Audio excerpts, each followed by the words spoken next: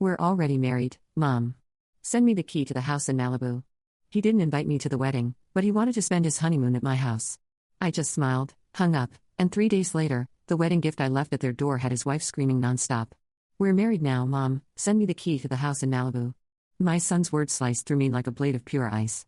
No hello. How are you? No explanation, certainly no apology for excluding me from what should have been one of the most significant moments of his life, just a demand delivered with the entitled expectation of someone who has never been denied anything. I stood in my kitchen, phone pressed to my ear, staring out at the vast Pacific Ocean that has witnessed every triumph and tragedy of my life for the past 40 years, the same ocean that carried my father's ashes, my husband's ashes, and will someday carry mine. Connor, I managed my voice steadier than my heart. You got married. Yeah, last weekend. Look, Scarlett has always dreamed of honeymooning at the Malibu house. We need the keys ASAP. We're thinking of heading there tomorrow for a month, maybe longer. Scarlett, a name I'd never heard until this moment, my new daughter-in-law, apparently, though I couldn't picture her face, didn't know her voice. Hadn't been given the chance to welcome her to our family, and now they wanted my home, not just any home, but the iconic beachfront property my father, Felix Hartman, had purchased with the proceeds from his legendary screenplays, the home where Hollywood royalty had once gathered around our dinner table, where my children had built sandcastles, where I had held my husband's hand as he took his final breath. 5 years ago, I didn't know you were seeing someone seriously, I said, choosing my words carefully. I would have loved to attend your wedding. It was just a small thing, spontaneous. You wouldn't have enjoyed it anyway. His dismissal was casual. Practice so the keys, can you have them messengered over today? A memory surfaced. Connor at 7 years old, standing in this very kitchen demanding the last piece of chocolate cake that I'd been saving for his sister. When I'd suggested he share it, he'd thrown a tantrum that ended with a cake on the floor and no dessert for anyone.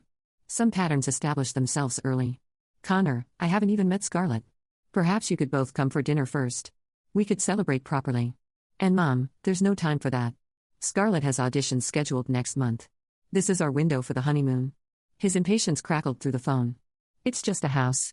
You can stay at your condo in the city, just a house, as if the walls that had absorbed decades of laughter, tears and whispered confidences were merely an asset to be utilized at his convenience. Your sister is bringing the girls for their usual summer visit next week, I reminded him, referring to Arya's teenage daughters who spend every July with me, a tradition as reliable as the tides.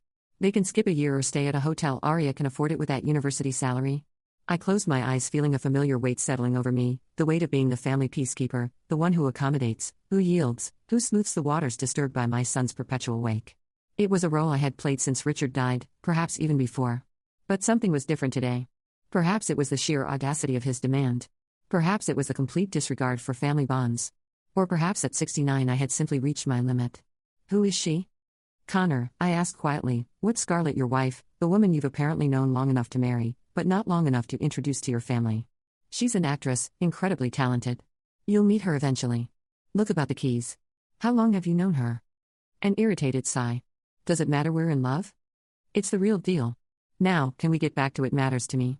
I said, my voice finding a firmness I hadn't needed to use with him since he was a teenager. I'm trying to understand why my son would get married without his family present, then immediately demand access to a family home that holds significant meaning to all of us. Jesus, Mom, it's not that complicated. We wanted privacy for our wedding and a nice place for our honeymoon. Why are you making this so difficult? The problem with raising children in privilege is that entitlement can take root when you're not looking like an invasive species. That's harmless, until suddenly it's choking everything of value. I need to think about this. Connor, I said finally, this is all very sudden. What's there to think about? It's the family beach house. I'm family. I need it for a month. Simple, not simple. Nothing about this was simple. Not the marriage I knew nothing about, not the timing of this request, not the gnawing suspicion forming in my gut that there was more to this story than impulsive romance. Let me consider it. I said, I'll be in touch soon. Mom, we need an answer now. Scarlett's already started packing. She's so excited about, I said, I'll be in touch. My tone left no room for argument, a remnant of the authority I'd once wielded effortlessly when my children were young. Congratulations on your marriage, Connor. I look forward to meeting Scarlett soon. I hung up before he could push further, setting my phone down on the counter with deliberate care. For several minutes, I simply stood there looking out at the ocean that had borne witness to every chapter of my life. The tide was coming in, waves crashing against the shore with increasing intensity. They wanted my house, not just any house, but the soul of our family, the repository of our most precious memories, and they wanted it without so much as a proper introduction. I picked up my phone again, scrolling to a contact I hadn't used in years, Theodore Blackwell, private investigator, the same man who had discreetly handled several delicate matters for my late husband. Theo, I said, when he answered, it's Rosalind Bradford, I need your services very discreetly, very quickly. After explaining what I needed, I made a second call, this one to my attorney, Margaret Chen.